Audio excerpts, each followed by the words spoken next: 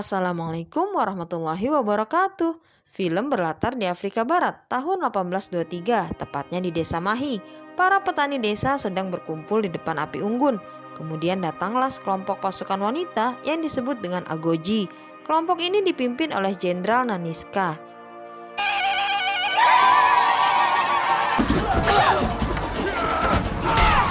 Dia dan prajuritnya yang terlatih menghabisi semua petani yang ada di sana. Tujuannya hanya satu, yaitu membebaskan para wanita yang ditawan sebagai budak. Mereka akan dikembalikan ke kerajaan yang bernama Dahomey, pulang ke keluarganya masing-masing.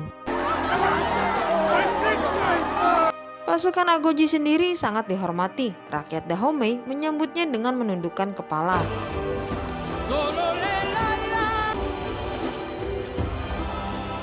Ada seorang gadis di sana yang bernama Nawi. Dia dijodohkan ayahnya dengan seorang pria tua kaya raya. Namun pria itu kasar. Nawi berani mendorongnya hingga jatuh. Karena sudah tidak ada pilihan, ayahnya membawa Nawi untuk diserahkan kepada raja agar dia tahu rasa sakit seperti apa. Nawi kemudian dibawa oleh Izogi, salah satu panglima perang di sana. Dia masuk ke dalam kerajaan yang isinya adalah wanita semua.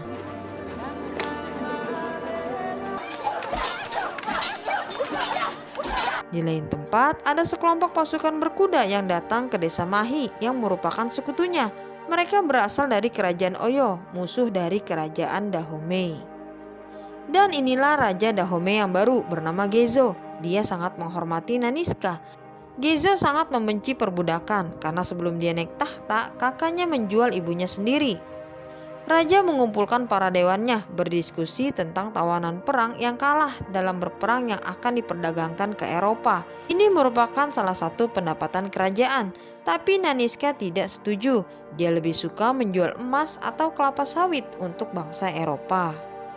Scene beralih ke budak wanita yang dibebaskan tadi yang tidak memiliki keluarga berkumpul untuk dijadikan prajurit. Ada pula yang berasal dari desa Mahi atau kerajaan lain.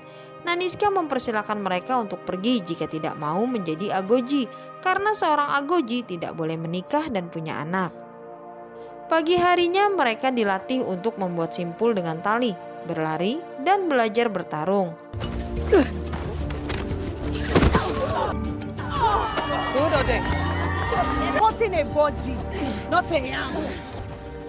Malam harinya Izogi mendatangi Nawi yang sedang bersedih.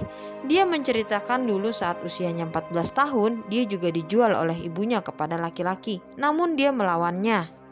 Laki-laki yang terakhir dijodohkannya dibakar dengan bara api yang dia pegang dengan tangannya sendiri. Di saat latihan, Nawi terlihat unggul. Ada satu pertarungan seru saat Izogi melawan laki-laki. Tombak dengan dua mata pisau ditaruh di pundak mereka. Yang menahan sakit lebih lama dialah pemenangnya, dan Izogi berhasil menang.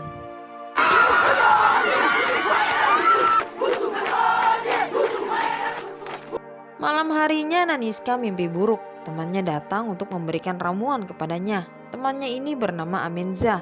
Naniska bilang di mimpi itu dia berada di hutan. Kemudian dia merasakan ada binatang buas yang datang mendekatinya. Namun setelah itu dia terbangun. Amenza selain jago bertarung, dia juga jago dalam soal spiritual. Dia meramalkan Naniska jika dalam waktu dekat akan ada seseorang yang datang dari masa lalunya. Kemudian musuh juga berkumpul mengelilingi Naniska.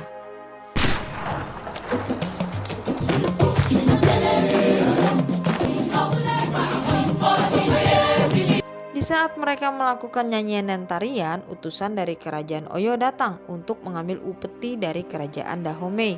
Utusan pimpinan itu bernama Jenderal Oba Ade, orang yang dulunya telah memperkosa Naniska secara bergilir.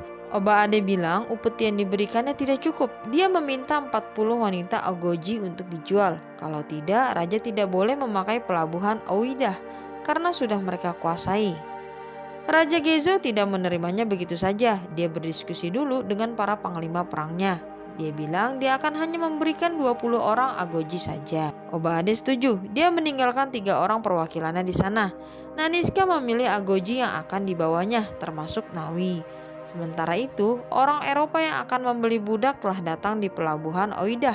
Ada Santo dan Malik. Santo yang biasa melakukan perdagangan jual beli, sedangkan Malik baru ikut kali ini. Tujuannya ke sana adalah melihat kerajaan Dahomey.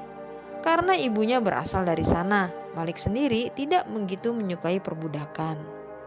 Akhirnya Naniska dan 20 orang prajuritnya telah sampai di pelabuhan Oidah. Dia membawa keranjang upeti tambahan. Namun isinya adalah 3 kepala perwakilan Oyo yang tadi. Ini berarti perang. Semua Agoji disuruh mundur, tapi Nawi yang melihat pasukan Oyo datang, dia kembali. Dia memotong tali untuk menutup gerbang itu sehingga pasukan tidak bisa keluar. Naniska sendiri sedang bertarung dengan Oba Ade.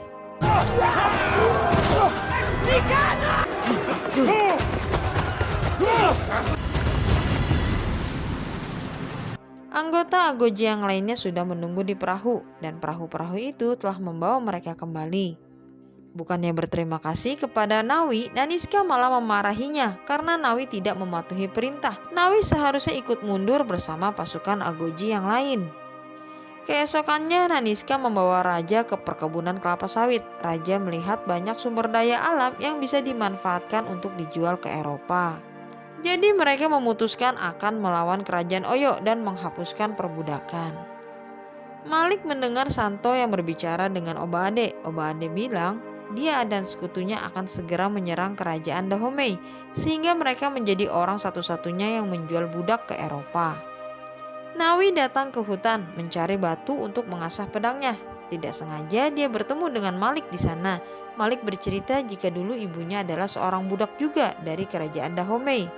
Makanya dia benci perbudakan. Setelah itu Santo datang menemui Malik dan Nawi segera pergi dari sana. Selang beberapa saat, Santo dan Malik datang ke istana Raja Gezo. Mereka ingin membeli budak tawanan perang. Mereka berdua disuruh istirahat sejenak karena ujian akhir Agoji akan dimulai.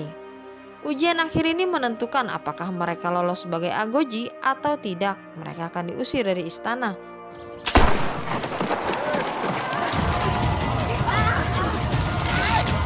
Perlombaan dimulai. Mereka melewati duri-duri yang telah disiapkan.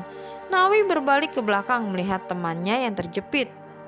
Dia masuk kembali ke dalam duri itu untuk membantu temannya lepas dari sana.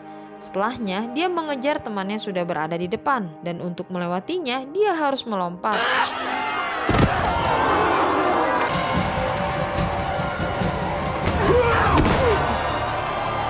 Nawi membuat semua orang terkesan ya, dan akhirnya dia menjadi juara pertama.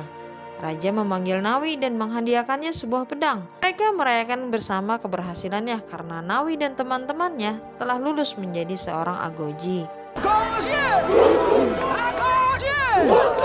Setelah itu Izogi membantu Nawi mencabut duri yang tertancap di badannya. Naniska dan Amenza juga datang untuk melihatnya. Dan pada saat itu Naniska melihat bekas luka di belakang pundak kiri Nawi. Ternyata dia berasal dari panti asuhan. Naniska segera menyadari jika Nawi adalah putrinya. Amenza yang memberikan bayi atau putri Naniska waktu itu ke pendeta. Malik kembali menemui Nawi. Dia kagum dengan kemampuan bertarungnya. Dia juga mengajak Nawi untuk bertemu malam ini di hutan. Malam hari tiba, saatnya semua anggota Agoji diambil darahnya oleh Amenza untuk dipersembahkan. Dengan begitu, mereka telah menjadi saudara seperjuangan. Dan setelah acara selesai, Nawi diam-diam menyelinap keluar untuk menemui Malik. Malik memberi informasi jika Oba Ade telah mengumpulkan pasukan untuk menyerang kerajaan Dahomey. Di sini terlihat ada ketertarikan antara mereka berdua ya. Nawi memberikan kenang-kenangan kepada Malik dan Malik memberikan pisaunya. Setelah itu Nawi segera datang menghampiri Naniska. Dia memberitahu informasi itu. Naniska kemudian menyuruh Nawi untuk masuk ke kolam. Dia bercerita jika dulunya dia diperkosa secara bergiliran oleh orang-orang Oyo. Kemudian dia hamil dan melahirkan di hutan bersama Amenza. Saat itu dia membuka kulit belakang bayinya yang berada di sebelah kiri untuk dimasukkan gigi hiu ke dalamnya. Dan pada saat sekarang Naniska membuka luka yang ada di Nawi dan ternyata gigi itu masih ada di dalamnya. Dengan begitu Nawi adalah putri kandungnya. Kaget dengan apa yang terjadi, Nawi pergi meninggalkan ibunya. Dia menyendiri. Esok harinya, Naniska, Izogi, dan jenderal laki-laki melakukan pengintaian terhadap tentara Oyo yang sedang berkemah. Mereka akan menyerang lebih dulu sebelum tentara Oyo datang ke kerajaan Dahomey. Naniska memiliki strategi perang, membuat bom rakitannya sendiri. Dan pada malam hari, dia berpidato di depan semua tentara Agoji. Dia memberi mereka semua semangat kepada prajuritnya. Dan inilah tarian khas Agoji sebelum berperang.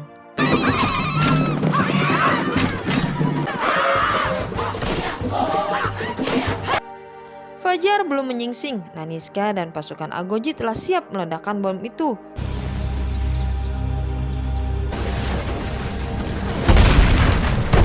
Naniska berhasil memporak-porandakan perkemahan itu dengan bom rakitnya. Setelah itu perang pun dimulai.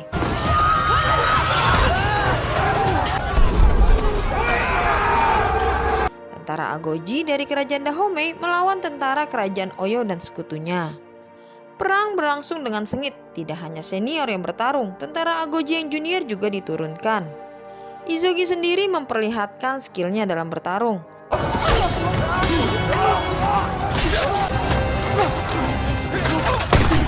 Sedangkan Oba Ade masih belum bisa terkalahkan, dia juga banyak membunuh orang-orang Agoji.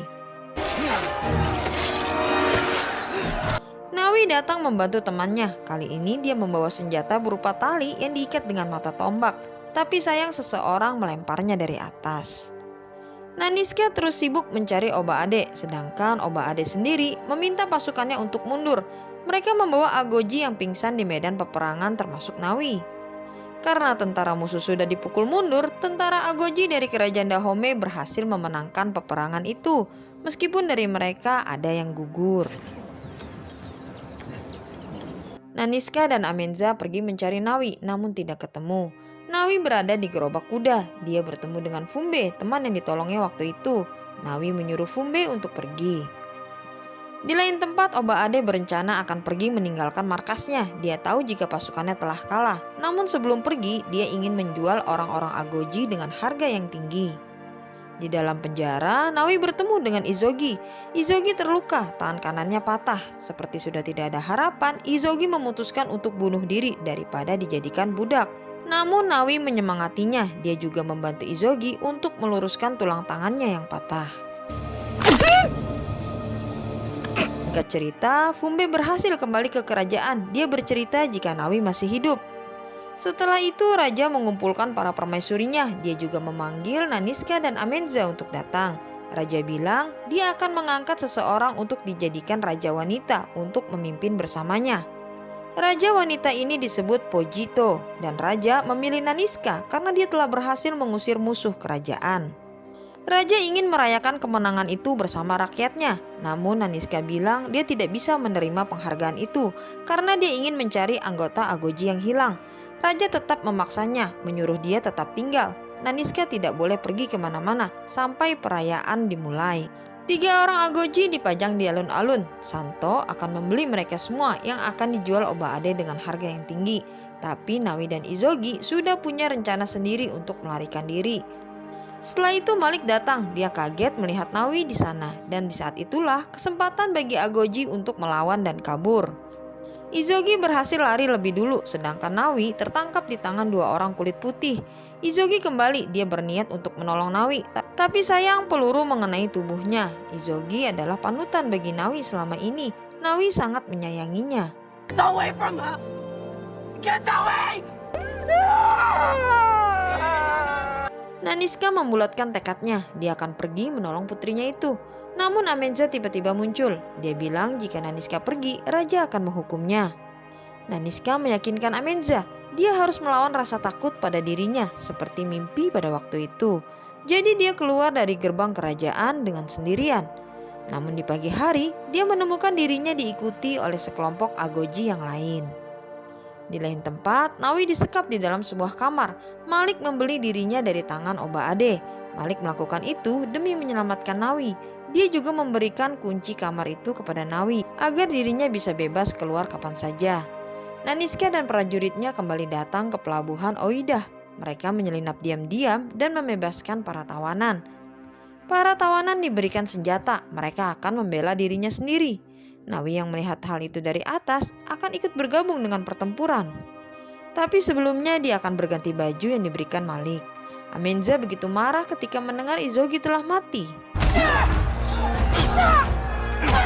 Santo dan Malik akan pergi dari tempat itu. Santo tetap membawa budak bersamanya, tapi Malik melepaskan budak-budak itu dan Santo pun menerima hukumannya.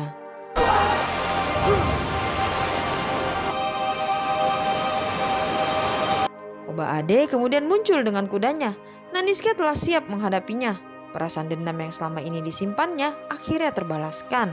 Naniska berhasil memotong bagian kuping Oba Ade. Pertarungan berjalan seimbang. Sampailah di mana Naniska terpojok dan dia terus dipukuli. Pisau mengarah kepadanya. Namun setelah itu, Naniska berhasil membalikan keadaan. Oba Ade tewas di tangannya. Saat akan ditembak, kemudian Nawi muncul di hadapannya. Saat itu dua orang kulit putih datang menghampiri mereka. Nawi yang maju ke depan. Tanpa ampun, Nawi menghabisi mereka semua. Nawi kemudian mengembalikan pisau milik ibunya.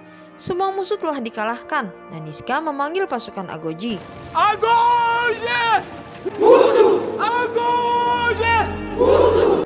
Dalam perjalanan pulang, Nawi melihat Malik. Mereka akan berpisah di sana.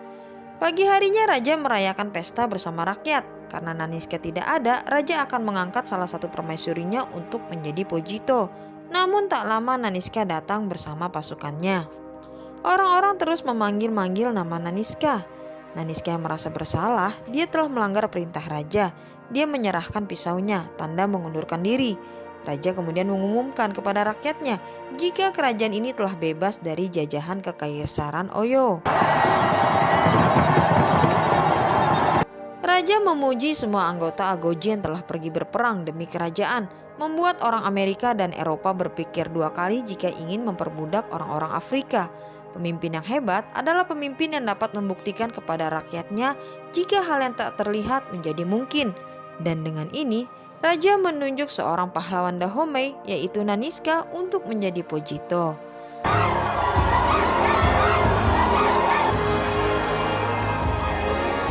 Rakyat bersorak-sorai menyambut kepemimpinan itu. Setelah itu adegan berpindah kepada Nawi yang sedang memberikan persembahan kepada Izogi. Dia kemudian meminta maaf atas rasa sakit yang telah diderita ibunya selama ini. Namun ibunya berbalik meminta maaf kepada Nawi karena telah membuangnya. Dia sangat menyesalinya. Film diakhiri dengan anggota Agoji yang sedang menari menyambut Naniska sebagai raja wanita. Setelah itu Nawi menghampiri Naniska. Dia memanggilnya dengan sebutan ibu.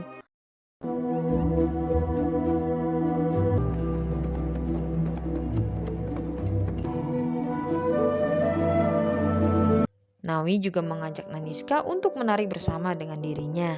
Film pun berakhir Sobat Movie, film yang sangat menginspirasi bagi kita semua, terutama bagi kaum wanita. Actionnya dapet, dramanya pun dapet. Semoga terhibur ya. Jangan lupa positifkan pikiran dan tubuhmu. Wassalamualaikum warahmatullahi wabarakatuh.